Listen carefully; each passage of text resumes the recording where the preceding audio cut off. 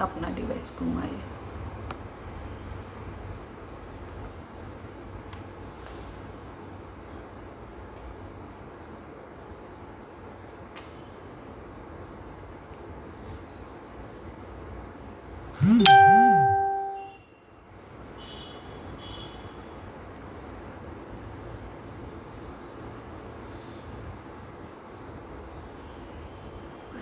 Light कर ऊपर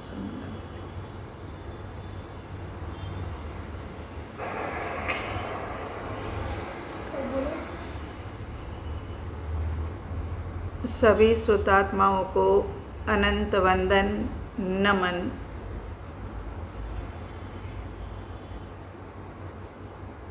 हमारी आवाज आप तक पहुंच रही है अब?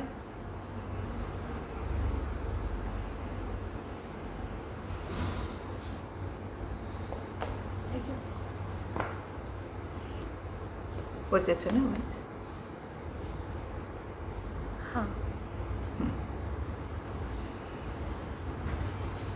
तो हमारी बात चल रही थी कि आज किसी अननोन का प्रश्न आया है। प्रश्न के अंदर में उन्होंने यही जानना चाहा है, कल हमने कहा होगा कि जड़ में भी अनंत शक्ति है, आत्मा में तो अनंत शक्ति है, लेकिन जड़ में भी बहुत शक्ति है। तो फिर अनंत अनंत की शक्ति, तो आत्मा ने जड़ की शक्ति को दबा क्यों नहीं दिया, दबोच क्यों नहीं दिया? जबकि आत्मा के पास तो चेतना भी नहीं है, चाहे शक्ति है, चेतना नहीं है, तब भी मतलब इस प्रकार ऐसा हुआ। तो फिर ये प्रश्न का उत्तर समाधान हम चाहते हैं।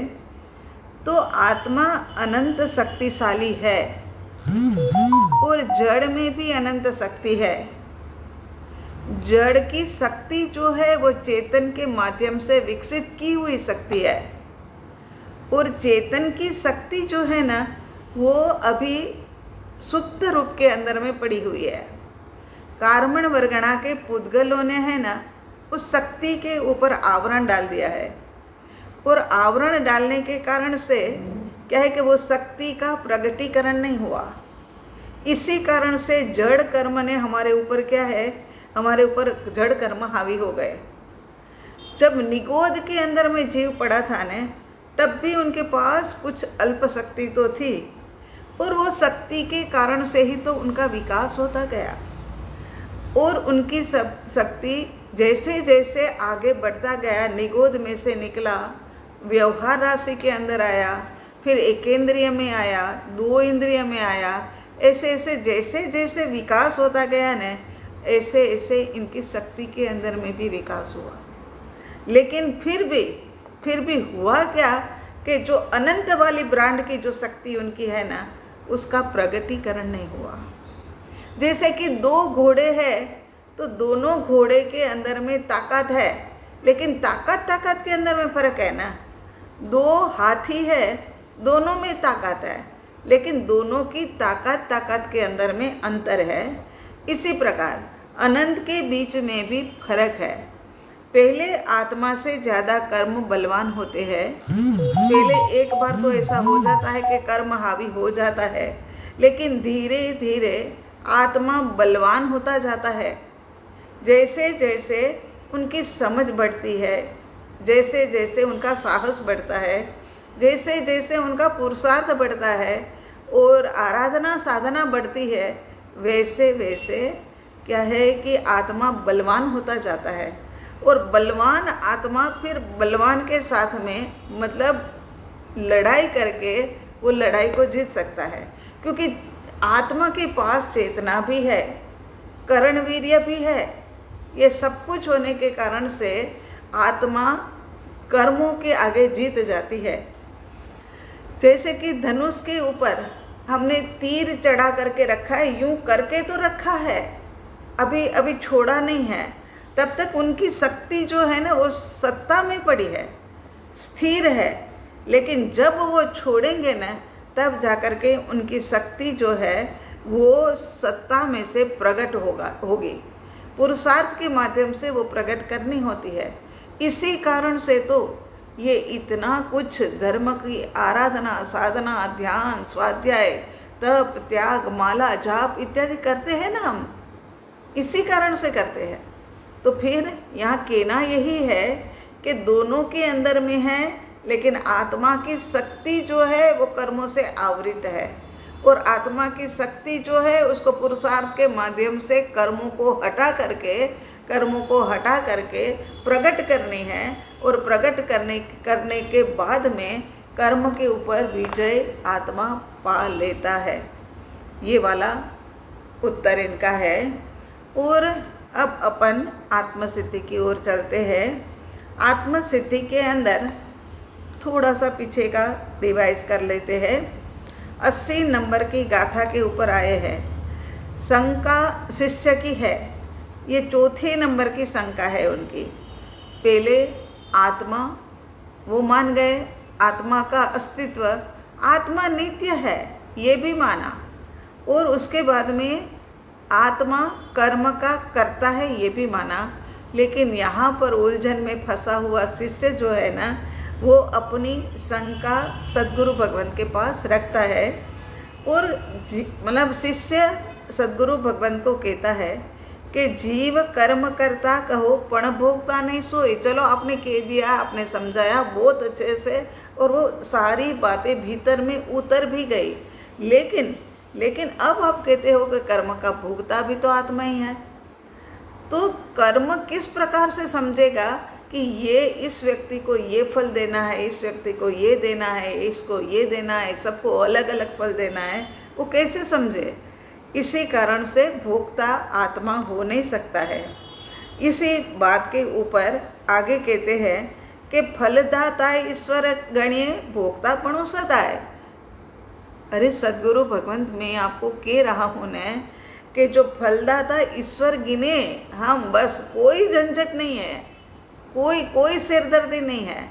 अपन यदि ये करे कि फलदाता जो है ना उनको ईश्वर को कह देवे, आत्मा को ना कहे, तो फिर यहाँ पर मतलब कोई झंझट नहीं रहेगी। लेकिन विचारवान शिष्य है, शिष्य ने बोल तो दिया, लेकिन उनको फिर से लगा कि अरे इस प्रकार से कहने से तो ईश्वर का ईश्वरत्व ही टल जाता है, ईश्वर पना जो है ना उनका वो ही चला जाता है। एम कहिए ईश्वर पणो जजाए, ईश्वर पना चला जाता है। अब गाथा नंबर 80 के अंदर में क्या कहते हैं, वो अपन 80 नंबर की गाथा के ऊपर चल रहा है अपना स्वाध्याय। तो जिज्ञासु शिष्य की विचारधारा आगे बढ़ती है कि कर्मों से जो फल सुख आदि मिलता है वह ऐसे के ऐसे तो मिलता नहीं, तो कोई तत्व तो फल देने में सहायक है, और वह तत्व और कोई नहीं, ईश्वर ही। ईश्वर के अलावा और कौन ये कर सकता है? ईश्वर ही कर सकते हैं। फल देने के अंदर में तो सक्षम ईश्वर ही है। कर्मफल ईश्वर आसानी से दे सकते हैं, क्योंकि उनके पास में तो सर्वसत्ता है, सर्वशक्ति है। इसी कारण से तो यहाँ कह रहे हैं 80 नंबर की गाथा के अंदर में, फिर उनके मन के अंदर में और कोई शंका जागती है कि मैंने बोलते तो बोल दिया, कभी कभी होता है ना कि कहते तो कह दिया, लेकिन ऐसा नहीं होगा। तो यहाँ कहते हैं 80 नंबर की गाथा, फलदाता ईश्वर गणे भोक्ता पणो सदाय। एम कही ईश्वर तणो ईश्वर पणो जजाय। फलदाता यदि ईश्वर को माने तब तो भोक्ता पने की बात वैसे ठीक बैठती थी, लेकिन जीव को ईश्वर कर्म भुगतान कराता है, इसी कारण से जीव कर्म का भोक्ता सिद्ध होता है। तो फल देने वाला ईश्वर माने तो फिर उनका ईश्वर पना ही नहीं रहेगा, ईश्वर पना ही उनका टल जाएगा, फिर तो ईश्वरत्व उनका रहेगा ही नहीं। इसीलिए ये बात भी तो मैं आपको कह तो रहा हूँ, मगर ये भी ठीक नहीं है। आगे कहते हैं कि यदि कर्म के फल को ईश्वर दे, ऐसा माने तो वहाँ ईश्वर पना ईश्वर का टिकता नहीं है, रहता नहीं है, क्योंकि पर को फल देने में प्रपंच आदि करना पड़ता है। वो तो है ही है ना। न्याय देना आसान नहीं है, वहाँ पर तो फिर क्या है कि प्रपंच करना पड़ता है, और प्रपंच के कारण ईश्वर को तो अनेक प्रकार के फिर देह धारण करने पड़ेंगे, जबकि ईश्वर तो देहधारी अब होने वाले है ही नहीं। और ये प्रपंच के कारण से यदि उनको देह धारण करना पड़े तो उनकी शुद्धता का ही भंग हो जाएगा। कहते हैं उनकी शुद्धि ही नहीं रहेगी और संसार की प्राप्ति होती है, ये तो जीव का ईश्वर पने का विच्छेद हो जाएगा। ईश्वर को संसार में आना पड़ा तो ये तो क्या है कि ईश्वर से विरोध की बात है। अब आगे क्या कहते हैं कि जड़ कर्म फल देने की क्षमता रखता नहीं, इसी कारण जीव का भोक्तापना सिद्ध होता नहीं। वो सोचता है कि चैतन्य सत्ता के सिवा कोई भी कर्म फल देने में सिद्ध हो नहीं सकता है। अब भीतर के अंदर में ये विचारधारा चल रही है कि पहले तो मैं मना तो कर रहा था, लेकिन जड़ कर्म भी नहीं दे सकते हैं, ईश्वर भी नहीं दे सकते हैं, तो फिर चैतन्य सत्ता के अलावा तो कोई बचा ही नहीं, तो वो ही तो कर्मफल देने में सिद्ध हो सकते होंगे। तो फिर कर्म का फल देने वाला अब सोच में पड़ा हुआ है। ये बात भी तो है ना कि यदि ईश्वर देते हैं तो किसी को अधिक सुख दे देगा, किसी को कम सुख दे देगा, किसी को दुख दे देगा। इस प्रकार अधिक सुख दुख की वही व्यवस्था ये ईश्वर ही कर सकते हैं। फिर इतना उलझन में पड़ा हुआ है। कभी तो कहता है कि ईश्वर पणुज जाए, माने उनका तो ईश्वर पना ही टल जाएगा। फिर सोचता है कि तो चेतन तो नहीं दे सकता है, तो फिर ऐसा है कि फिर ईश्वर ही, ये महासत्ता ही ये काम कर सकती है सुख और दुख देने की। ईश्वर सबके कर्म जानते भी है, इसीलिए आसानी से फल भी दे सकते हैं। ईश्वर को कर्म फल को देने वाला माने तो दो विकल्प यहाँ पर उठते हैं। ईश्वर अपनी मर्जी से कर्म फल देगा, किसी को तो बहुत अच्छा देगा, किसी को बहुत बुरा देगा। और दूसरी बात है कि ईश्वर जीव को कर्म अनुसार क्यों फल देगा। तो यहाँ प्रथम विकल्प अनुसार तो ईश्वर ही अच्छा और बुरा फल देने वाला है। ईश्वर की इच्छा अनुसार जीव को सुख और दुख भुगतना पड़ता है। अभी भी अपनी बात को छोड़ने के लिए तैयार नहीं है, तो यही कह रहा है। और दूसरी बात, ईश्वर बीच में शुद्ध सत्तावान आए ही क्यों। इतना पजल हो गया है ना इनके दिमाग के अंदर में, ईश्वर है, ईश्वर नहीं है। ईश्वर है तो उनका ईश्वर पना चला जाएगा, अगर ईश्वर नहीं है तो ये कर्म सत्ता का फल देने वाला है कौन। ऐसे मतलब हर तरह से उलझा हुआ है। ईश्वर कर्म के अनुसार ही फल देता है, तो ईश्वर की स्वतंत्र सत्ता रही ही कहाँ। तो जड़ कर्म के आगे ईश्वर निर्बल हो गए। इस प्रकार शिष्य को सोचते हुए ऐसा प्रतीत होता है कि ईश्वर शुद्ध स्वभावी होने से उनको कर्म फल दाता माने तो अनेक प्रकार के दोष उत्पन्न होते हैं। खुद ही खुद प्रश्न, खुद ही खुद समाधान, ऐसे मतलब उलझन सब जगह उनको दिख रही है। ईश्वर के कर्म फल दाता के विषय में गहराई से सोचते हैं तो शिष्य को न्याय के विरुद्ध दिखता है। वो भी समझ गया है कि ये तो न्याय से विरुद्ध है, वो शुद्ध सत्ता आकर के ऐसी माथापच्ची करे ही क्यों। तो यहाँ कह रहे हैं कि ईश्वर पदवीधारी का ईश्वर पना टल जाता है, तो फिर जीव का कर्मफल भोक्ता किस प्रकार से संभव है। इस शंका का हे सद्गुरु भगवंत आप निवारण करो, ऐसे विनम्र प्रार्थना करता है शिष्य। शिष्य तो पूरा विनय विवेक रख कर के ही बात करता है।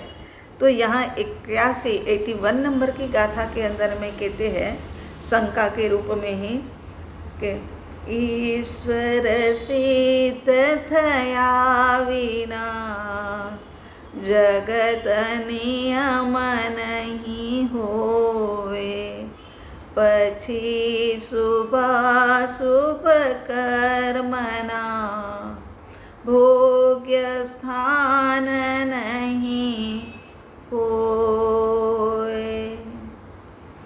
अब क्या कह रहा है देखते हैं कि शुभाशुभ कर्म के भोग्य स्थान, शिष्य को फलदाता ईश्वर सिद्ध होता नहीं तब तो जगत का नियम भी रहता नहीं। कहते हैं कि यदि हम ईश्वर को नहीं करेंगे कि ये कर्म का फलदाता है तो जगत का कोई नियम ही नहीं रहेगा। फिर तो शुभाशुभ कर्म को भुगतने का कोई स्थान भी नहीं रहेगा, क्योंकि वो महान सत्ता के हाथ में हमको सौंप नहीं रहे हैं।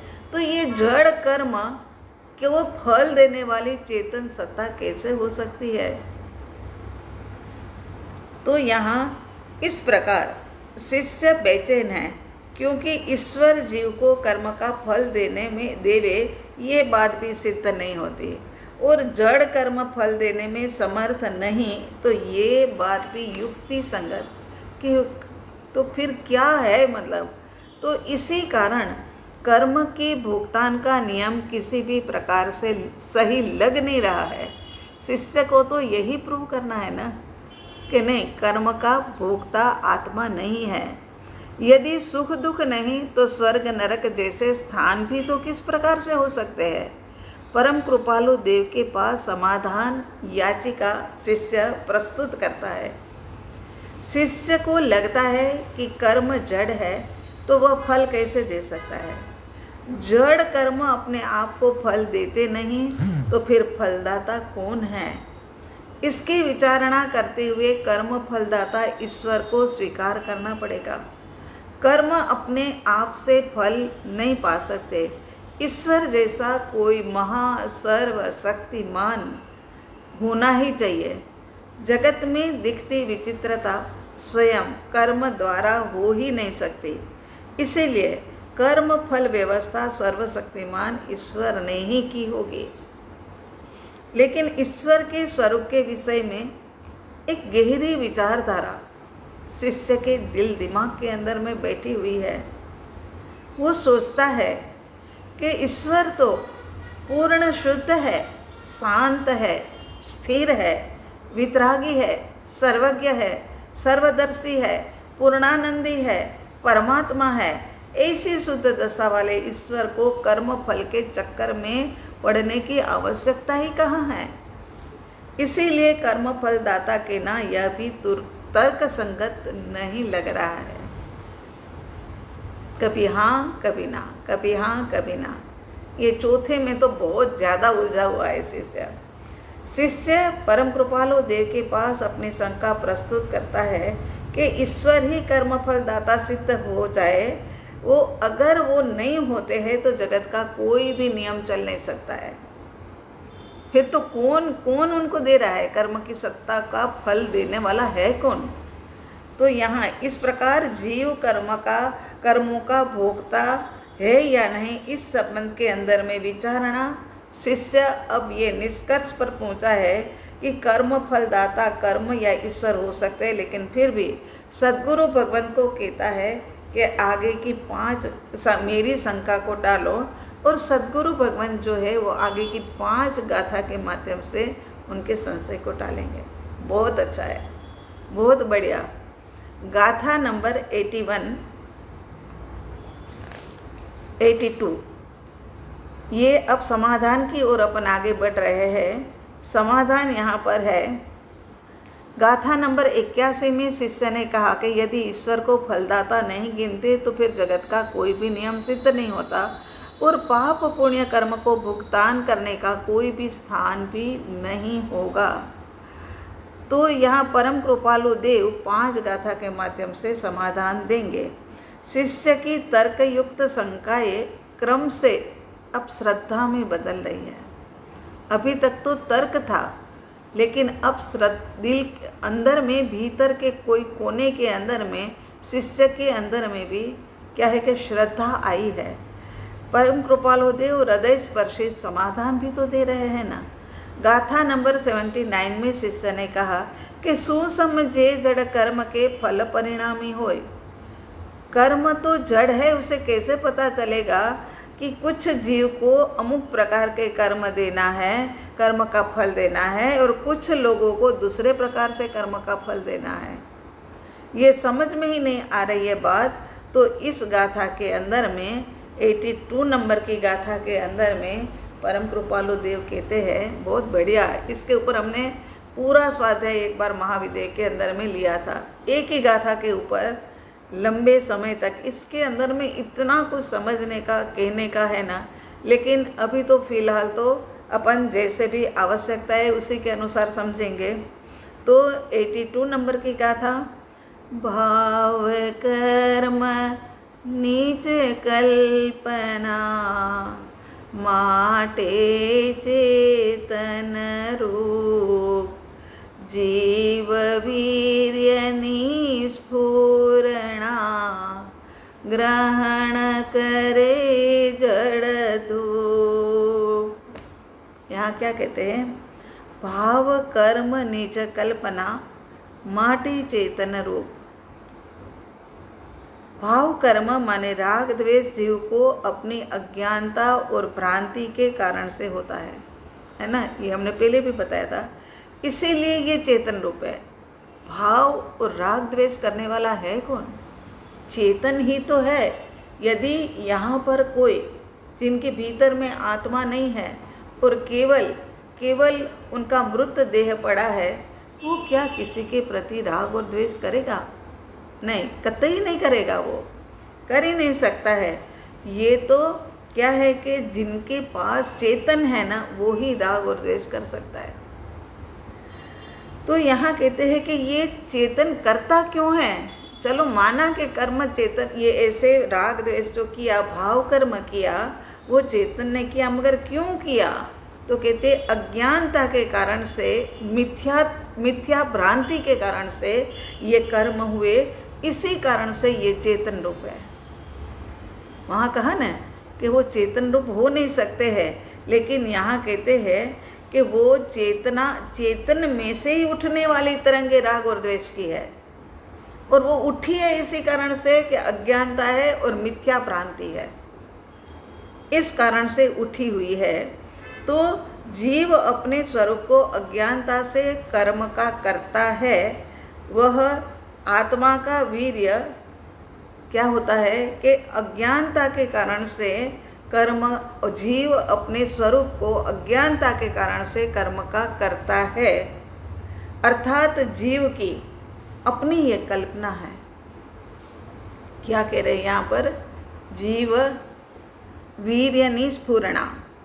तो जीव वीर्य निस्फुरणा, जीव अपने स्वरूप को अज्ञानता से कर्म का करता कहते हैं, वह चेतन रूप है, अर्थात जीव की अपनी कल्पना है, और उस कल्पना को के हिसाब से आत्मा के भीतर में वीर्य स्फुरित होता है। कल्पना ही है, किसी के प्रति राग करना, किसी के प्रति द्वेष करना, किसी के प्रति कसाई भाव करना, ये सब जो है ना, ये एक प्रकार की कल्पना ही है, मतलब मिथ्या भ्रांति है। और अज्ञानता के कारण से ऐसी कल्पनाएं होती है कि ये मेरे लिए अच्छा है, ये मेरे लिए बुरा है, ये सही है, वो सही नहीं है।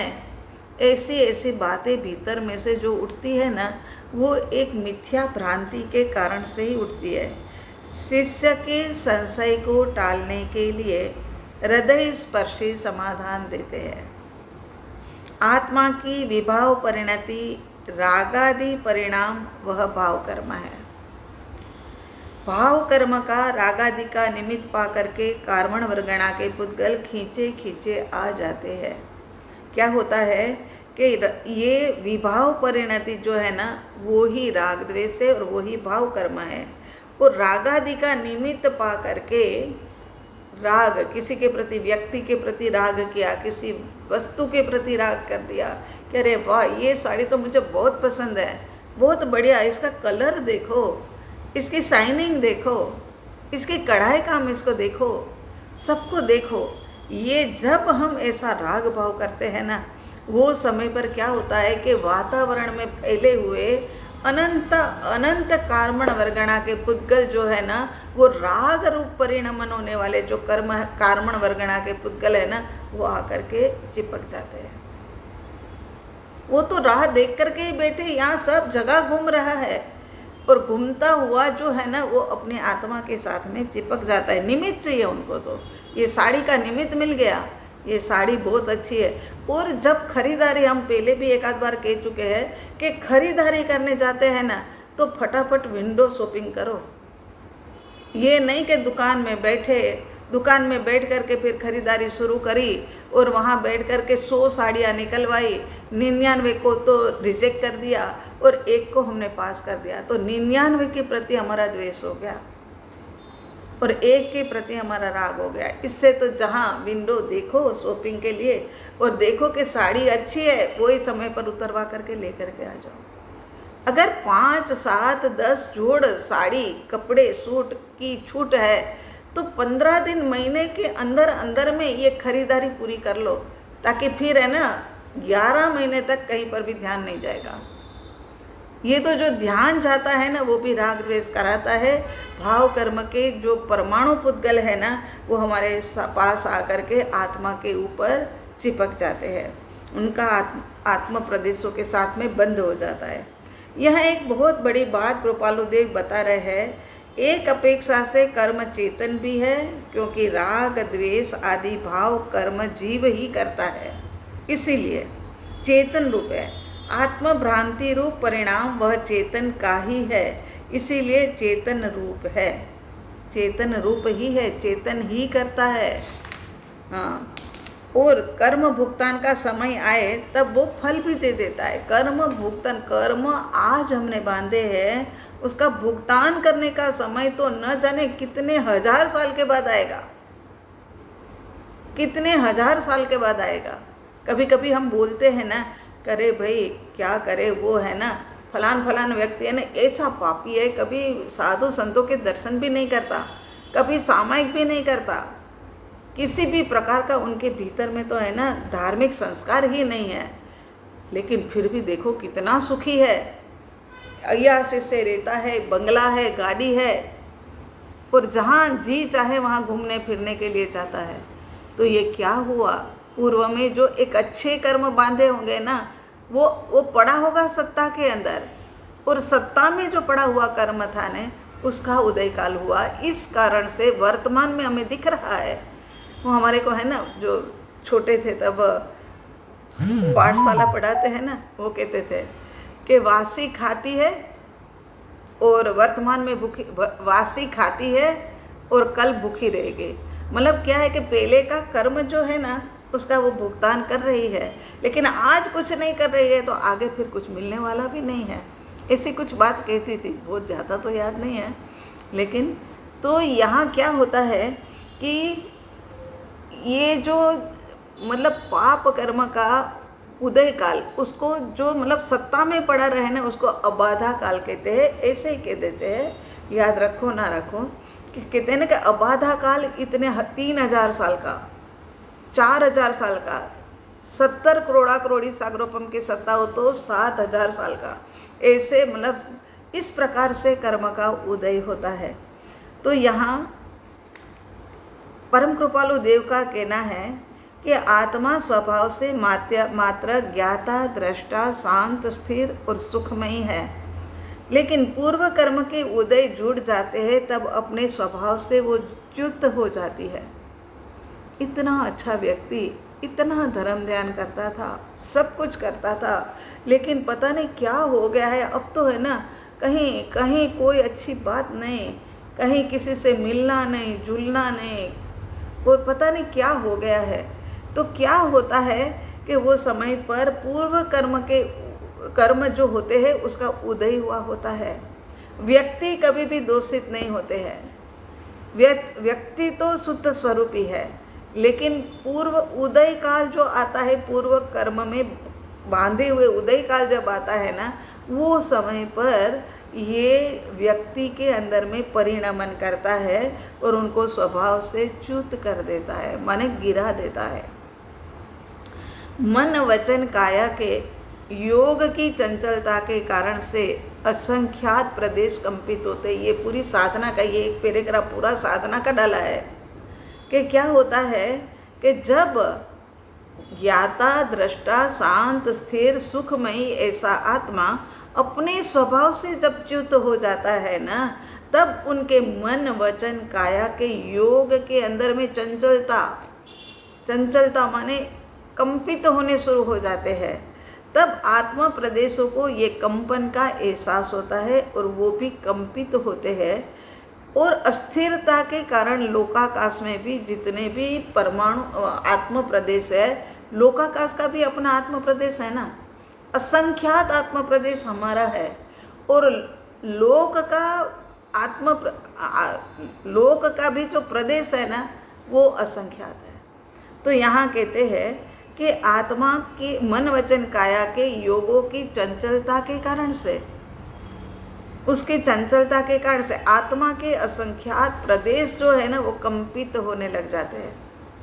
और अस्थिरता के कारण से लोकाकाश में भी जितने भी प्रदेश होते हैं ना, वो भी सारे कंपित होने लग जाते हैं। आकाश के प्रदेश भी कंपित होने लग जाते हैं। और वो समय पर कार्मण पुद्गल जो है ना, आकर्षित होकर के आत्मा के प्रदेश के ऊपर आकर के स्थित हो जाते हैं। आए तो आए मेहमान, मगर कितने लंबे समय के लिए आए और घंटे 2 घंटे में जाने वाले हो, 2 दिन 4 दिन में जाने वाले हो, तब तो बात है। लेकिन यहाँ तो हजारों साल तक ये कर्म रूपी मेहमान आकर के बैठ गए। योग्य काल में उसका अब उदय भी होगा, फिर से जीव अज्ञानवश कर्म का बंद करेगा। ये सर्कल, ये साइकिल चलती ही रहती है। कभी पेडल आगे, कभी पीछे, कभी आगे, कभी पीछे, ऐसे ही चलता रहता है। तो यहाँ कहते हैं कि फिर से वो कर्म उदय में आएंगे, फिर से वो भाव कर्म करेंगे, माने राग करेंगे या द्वेष करेंगे। बहुत समझने वाली सूक्ष्म बात है। और ये हमारी भी आदत है, हम सबकी, वो भी हम सबने छोड़नी होगी। तो यहाँ कहते हैं कि अज्ञानवश कर्म का बंद करता है। इस प्रकार मिथ्यात्व की धुरी के ऊपर अनादि काल से अविरतपने हम सभी घूम ही रहे हैं, घूमते ही जा रहे हैं। यहाँ पर प्रश्न यह है कि आत्मा अचेतन कर्म को कैसे ग्रहण करता है? आत्मा अचेतन कर्म को कैसे ग्रहण करता है? 2 विरोधी द्रव्य का बंध कैसे हो सकता है? इसका समाधान यह है कि राग द्वेष के परिणाम से जीव कर्म ग्रहण करता है और आत्मा में कंपन होता है, तब जीव कार्मण वर्गणा के पुद्गलों को ग्रहण करते हैं।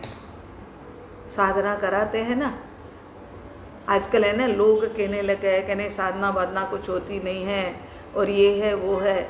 ऐसा नहीं है, ये साधना में सब कुछ होता है ना, कि तुम्हारे आत्म प्रदेश जो मन वचन काया के योग की चंचलता के कारण अशांत और अस्थिर हो गए हैं, उनको शांत करो, उनको स्थिर करो। जितनी शांति और स्थिरता आएगी ना, उतने कार्मण वर्गणा के पुद्गल नए तो नहीं आएंगे, मगर बाकी के जो है ना, वो भी खिरने लगेंगे।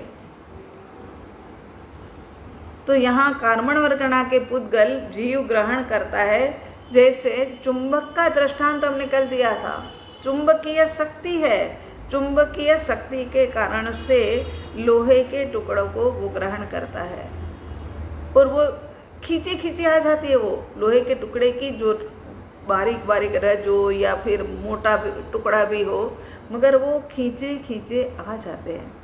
तो यहाँ चुंबक तो नहीं गया उनके पास, मगर लोहा जो है ना, वो खींच करके आया।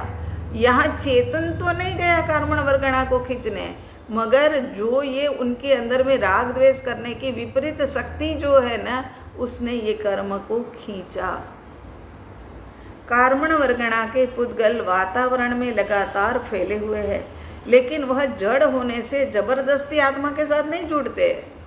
फैले रहने दो ने, अपने को कोई नुकसान नहीं पहुंचाता है। तो यहाँ पर चेतन की प्रेरणा से ही वो जुड़ता है।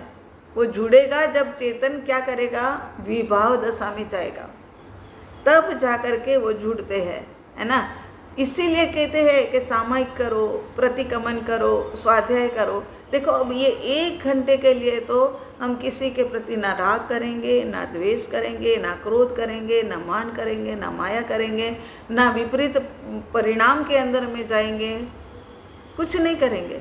तो हमारा तो कितना बड़ा लाभ हो गया। पल पल में आने वाले जो कार्मण पुद्गल थे वो सारे रुक गए हैं, वो सत्ता बाहर में पड़े हुए हैं, मगर हमारे ऊपर आकर के चिपक नहीं रहे हैं। तो यहाँ कहते हैं कि चेतन की प्रेरणा से वो एक क्षेत्र में आकर के जुड़ते हैं, वो जबरदस्ती नहीं जुड़ते हैं। ये नहीं कि नहीं आ बेल मुझे मार, ऐसी वाली बात नहीं है।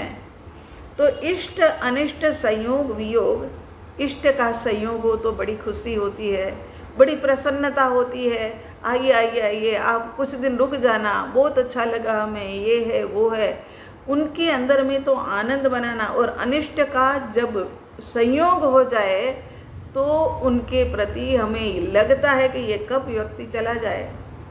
घंटा बैठने वाला होने तो भी मन के अंदर में विचार यही आता है, ये भी कर्म का बंधन है। जो व्यक्ति ने आकर के जितने समय के लिए हमारे क्षेत्र के अंदर में रहना है वो निश्चित है, हम कुछ नहीं कर सकते। अरे ये भी निश्चित है कि अभी इतने समय तक ये जो आईपैड के अंदर में ये हमने नहीं बोलना था तो नहीं बोला गया, कितनी ही मेहनत करी फ्रेया ने, लेकिन कहीं से कुछ नहीं हुआ। जो जैसा होना है ना ऐसा ही होता है, जबकि हम कर्तापने के भाव के अंदर आ जाते हैं। जो भी होता है ना, एक ही बात रखो, जो जैसे होना था ना ऐसे ही हुआ है। हमने इतनी बड़ी घटना घटी जो कभी सोच भी नहीं सकते थे, और कभी हम मतलब रह नहीं सकते थे, ऐसी व्यक्ति भी बीच में से पास में से चली गई।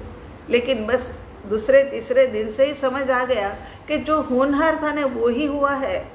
क्रमबद्ध के अंदर में जो उदय का लाया था ना वो ही हुआ है, कहीं से अचानक नहीं टपक पड़ा है। ये है ना 77 ईयर से ये एक एक कदम आगे बढ़ते बढ़ते बढ़ते बढ़ते बढ़ते कोई निमित्त उनको मिला और उनका आयु समाप्त हो गया।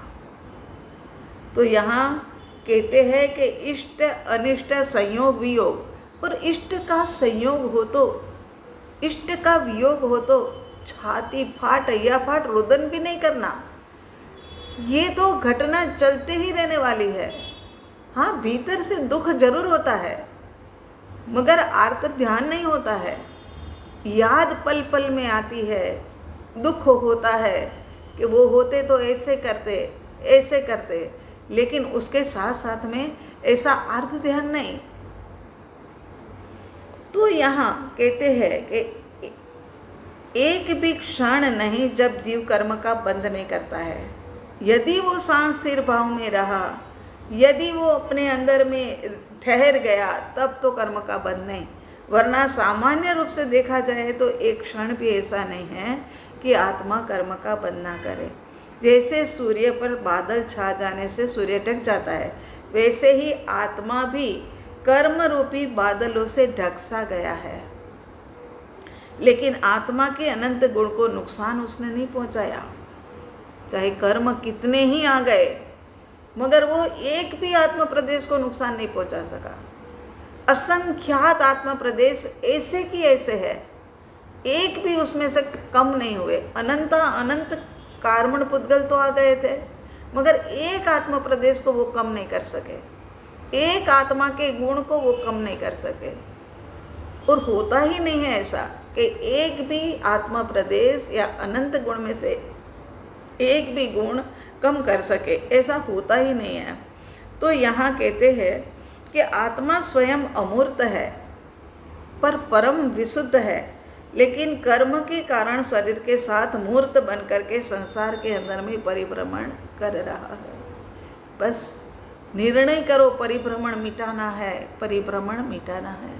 अधीरता नहीं, निर्णय तो चाहिए होगा। निर्णय की शक्ति के ऊपर ही सारी हमारी रुचि बनती है, और रुचि बनती है उसी के अनुरूप हमारा पुरुषार्थ होता है, और जैसा हमारा पुरुषार्थ होता है ना, वैसा ही हमें फल मिलता है। तो यहाँ कहते हैं कि शरीर के साथ मूर्त बनकर के संसार के अंदर में परिभ्रमण कर रहा है। परमानंद रूप होने पर भी आत्मा परमानंद रूप होने पर भी सुख दुख के चक्रावे में भटक रहा है। आत्मा अजर अमर पद का धारी होने के बावजूद भी जन्म मृत्यु के अंदर में के प्रवाह के अंदर में बहे जा रहा है। आत्मा परम शक्ति संपन्न है, मगर फिर भी दीनहीन बन करके बैठा है। बाहर निकलते हैं ना कभी कभी, तो ऐसे दीनहीन लोगों को देख करके बड़ी दया आती है। करे सिद्धालय का स्वामी तू है, सिद्ध भगवान जैसी शक्ति तेरे भीतर में है, और तू ऐसा निर्माल्य बन करके बैठा है, तू दीन और हीन बन करके बैठा है, ये क्या। और पशु पक्षियों को देखते हैं तो यही होता है कि बस प्रभु इनको जल्दी से इनकी यात्रा को आगे बढ़ाओ। ये कुत्ता बैठा होता है हमारे दरवाजे के पास में, ऐसी गरम गरम धरती इस वक्त तो हो रखी है, उसी के अंदर में पड़ा हुआ है, सोया हुआ है। तब लगता है कि ये सिद्ध भगवान सो रहे हैं, सिद्ध भगवान की आत्मा, सिद्ध भगवान जैसी आत्मा। भीतर में एक है ना, कंपन हो जाता है कि ये क्या, कैसे इनको, वही बात है, सभी जीव करू शासन रसी, कैसे इनको समझाए, कैसे इनको बताए कि तू आत्मा नहीं, तू परमात्मा बनने वाला है, तू सिद्ध भगवंत बनने वाला है। तू अपना पुरुषार्थ शुरू कर दे, बस तू परमात्मा बन सकेगा।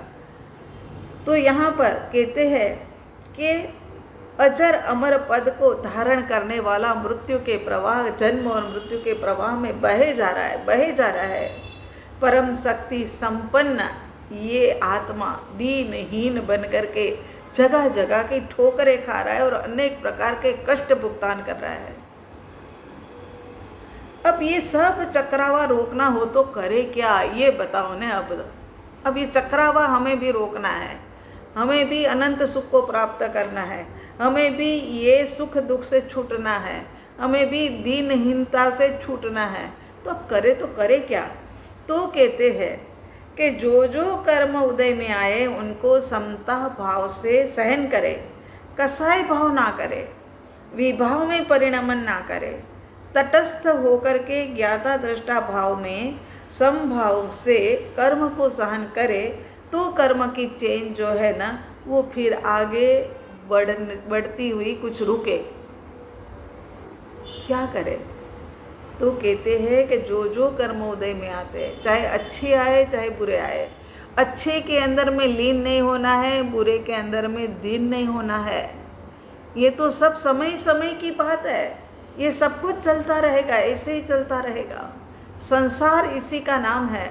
अगर संसार अब नहीं भाता है तो पुरुषार्थ शुरू करो, दिन रात का पुरुषार्थ शुरू करो और सिद्धालय की ओर प्रयाण करो। तो यहाँ कर्म सहन, संभाव से कर्म सहन करने से कर्म की चेन जो है ना वो टूटती है। हमने देखा ही है ना, तीर्थंकर परमात्माओं के जीवन के अंदर में भगवान महावीर स्वामी कितने कर्म सहन किए, मगर संभाव से दोनों पैरों के बीच में चूल्हा बना करके खिचड़ी पकाई, संभाव में रहे। कान के अंदर में खिल्ले ठोके तो भी वो संभाव में रहे। आप कहोगे वो तो तीर्थंकर परमात्मा थे माँ, तो जैसी उनके अंदर में आत्मा है ना, ऐसी हमारे पास भी आत्मा है। और हम कहते हैं हमें हमारे पैरों के बीच में चूल्हा बना करके कौन खिचड़ी बनाने आ रहा है और कौन कानों के अंदर में खिल्ला ठोक रहा है। कोई हमारे पास तो महावीर स्वामी भगवान को जो यातनाएं दी थी, वो गोसालक ने जो तेजोलेशा छोड़ी थी, ये सब कुछ किया था, वो हमारे भीतर में कहाँ है। ऐसी परिस्थिति हमारे पास कहाँ आने वाली है। लेकिन छोटे मोटे जो प्रसंग आते हैं उसके अंदर में तो शांति संभाव बनाए रखो। यदि एक व्यक्ति बिल्कुल विपरीत हो गया है तो मेरा और उनका ऋणानुबंध ऐसा होगा। दूसरी व्यक्ति जो है उनके साथ कभी नहीं बोलते थे, वो आ करके ऐसे प्रेम भाव से रह रही है, तो हम मेरा और उनका ऋणानुबंध ऐसा होगा। हर जगह पर स्वीकार करने की आदत डालो। स्वीकार स्वीकार, जितना स्वीकार करोगे ना उतना ही, जितना स्वीकार करोगे ना उतना ही आपके लिए कर्म निर्जरा का कारण होगा। इतनी बड़ी घटना जब सोचते थे तब तो स्वीकार नहीं कर पाते थे कि नहीं नहीं, इस व्यक्ति के बिना तो जीवन निकल ही कैसे सकता है।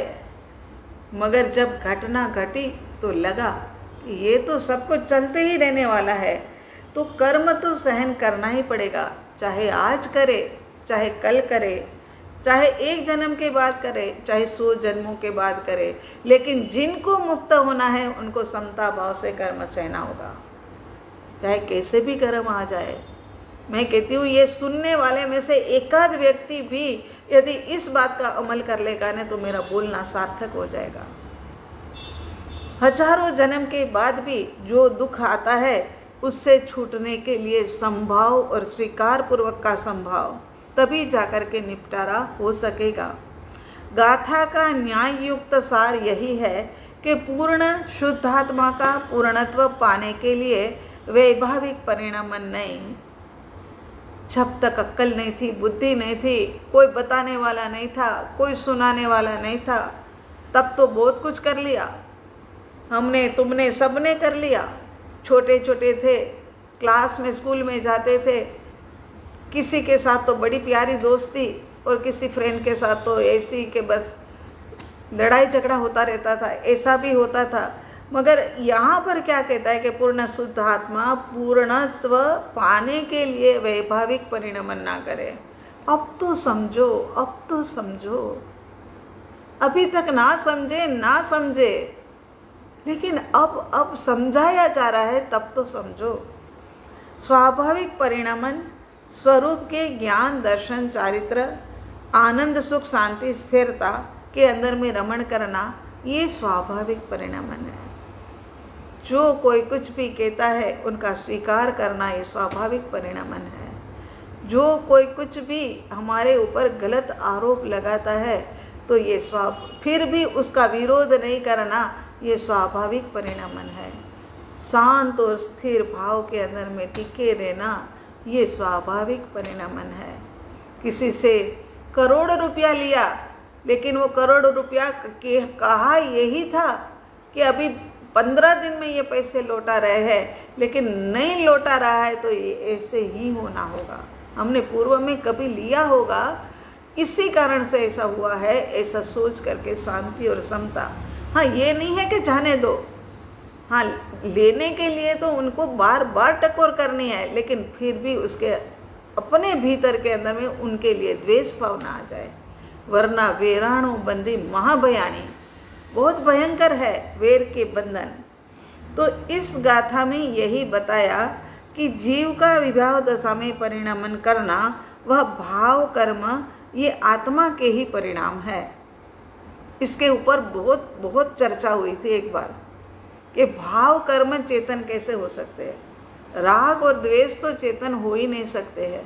और इसके ऊपर चर्चा करने के बाद में आखिर यही हुआ था कि ये चेतन रूप ही है। इसीलिए ये भाव कर्म जो है ना, आत्मा के परिणाम जो है ना, वो चैतन्य रूप है। इस प्रकार परम कृपालु देव ने जीव के साथ कर्म किस प्रकार मिलते हैं उसका संक्षिप्त लेकिन स्पष्ट समाधान दिया। भाव कर्म निज कल्पना माटे चेतन रूप, जीव वीर्य निस्फुरणा ग्रहण करे जड़ धूप। तो यहाँ कहते हैं, आगे की गाथा के अंदर में बता रहे हैं, थोड़ा सा ले लेते एक आध गाथा। जीर सुधा समझे नहीं, जीव खाय फल थाय, एम शुभाशुभ कर्मनो भोक्ता पणु जजाय। 83 नंबर की गाथा है। अब परम कृपालु देव उनको उदाहरण दे करके कहते हैं अब जैसे जड़ कर्म अपना फल कैसे देते हैं, ये तथ्य दृष्टांत के माध्यम से, जैसे कि जहर और अमृत स्वयं समझता नहीं है कि हमें खाने वाले की मृत्यु हो जाएगी या हमें खाने वाला अमर हो जाएगा, दीर्घायु हो जाएगा, लेकिन जिसका जो स्वभाव है वैसा परिणमन तो होता है। जहर को पता नहीं है कि मुझे जहर के रूप में परिणमन करना है, और अमृत को पता नहीं है कि मुझे अमृत रूप अमर बनाने रूप परिणमन करना है। फिर भी दोनों का फल तो मिलता ही है, वो तो होता ही है ना। अब कोरोना के इंजेक्शन लगवाए सबने, तो वो अंदर में जा कर के तो असर करेगा ही करेगा न। तो इसी प्रकार से जीव में शुभाशुभ कर्म भी परिणमन करता है। इस प्रकार जीव को कर्म का भोक्तापना समझ में आता है। कर्म स्वयं ही फल रूपे परिणमता है, उसका ये दृष्टांत है कि जहर जहर रूप में परिणमता है, अमृत अमृत रूप में परिणमता है। जहर जहर का फल देता है और अमृत अमृत का फल देता है। इसी प्रकार अब अपने ऊपर आओ, सारे दृष्टांत जो है ना अपने को समझाने के लिए है। तो यहाँ कहते हैं इसी प्रकार शुभ अशुभ कर्म स्वयं जैसा फल देता है वह जानता नहीं, फिर भी जिसने जैसा कर्म किया हो उसी प्रकार उसका फल देता है। जो जीव शुभ कर्म करता है उनको देवादि गति का पुण्य फल प्राप्त होता है, और अशुभ कर्म करता है उनको नरक आदि का पाप फल भुगतना पड़ता है। आत्मा का सुख निराकुल सुख है, आकुलता नहीं है, शांति है, स्थिरता है, वह आत्मा के आश्रय से ही होता है। ये लाइन बहुत प्यारी लाइन है। आत्मा का सुख निराकुल सुख है, और वो कैसे प्राप्त होगा, तो आत्मा के आश्रय से ही प्राप्त होने वाला है। लेकिन अज्ञानी जीव अपने ज्ञान स्वरूप को भूलकर राग द्वेष मोह रूपी विकारी भाव करता है, तब कर्म का बंध होता है। ये बात भूल जाता है कि मेरा स्वरूप कैसा है, आकुलता व्याकुलता रूप मेरा स्वरूप है ही नहीं, और आत्मा के आश्रय से ही मुझे निराकुलता मिलती है। मगर अज्ञानी भूल जाते हैं और राग द्वेष मोह और विकारी भावों के अंदर में परिणमन करने लगता है, तब कर्म का बंध होता है।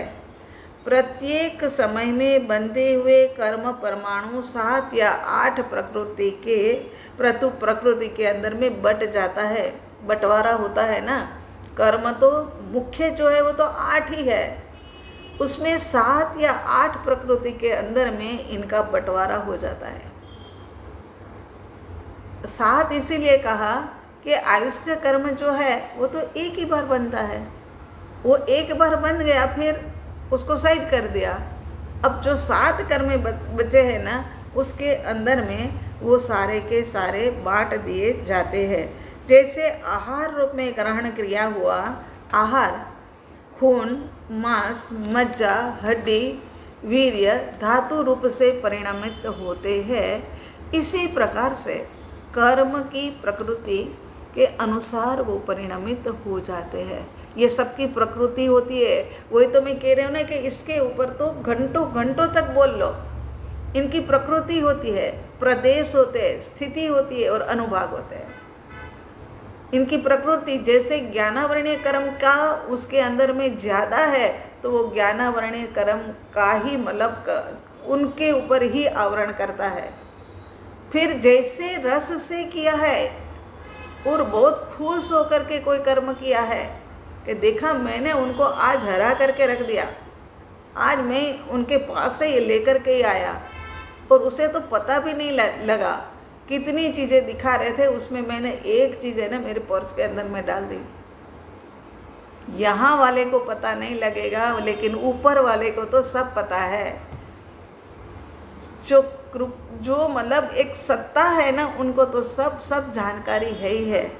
तो यहाँ कहते हैं कि उनकी प्रकृति प्रदेश रस अनुभाग ये सब के हिसाब से उसके अंदर में डिवाइड हो जाते हैं।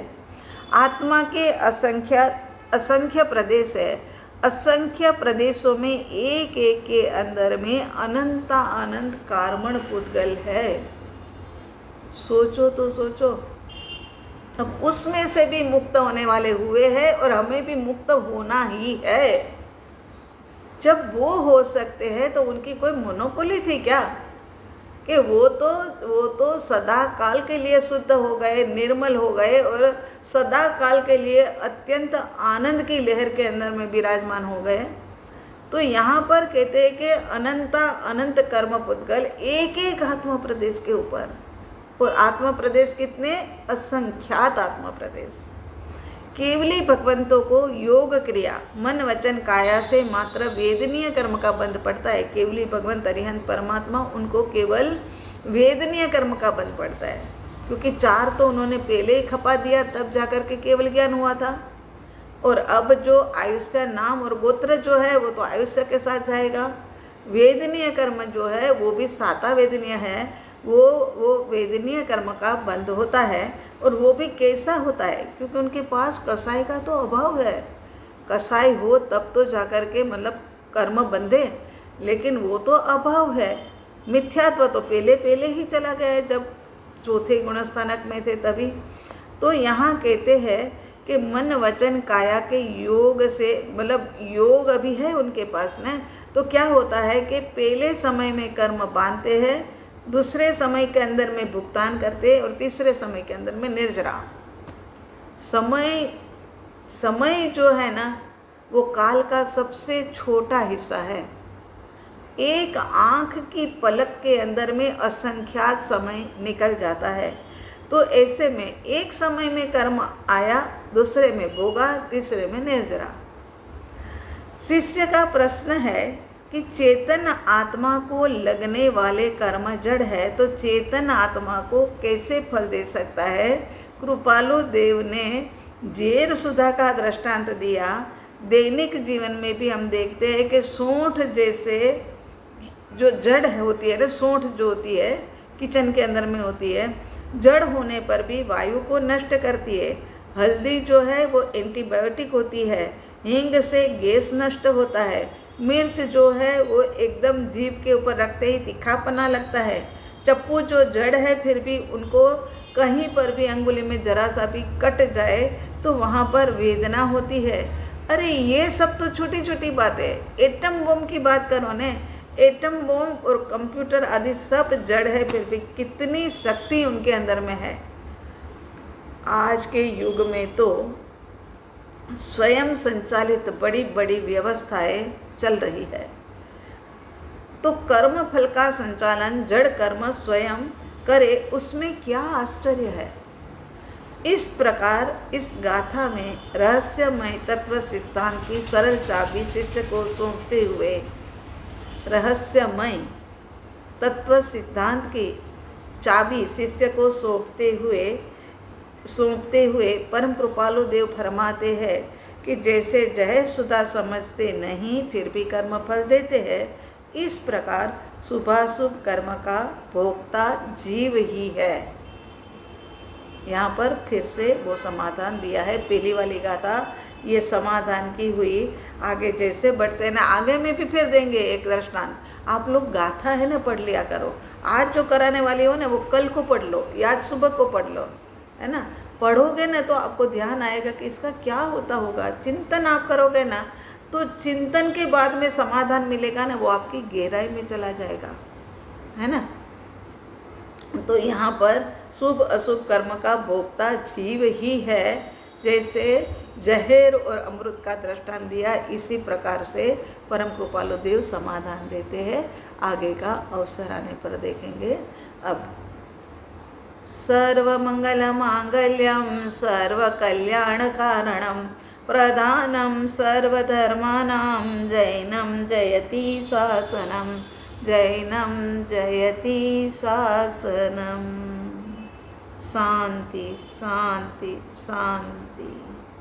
सबका मंगल हो, सबका कल्याण हो प्रभु, सबका भला करो प्रभु, सबको साथा दो प्रभु, सबको साथा दो।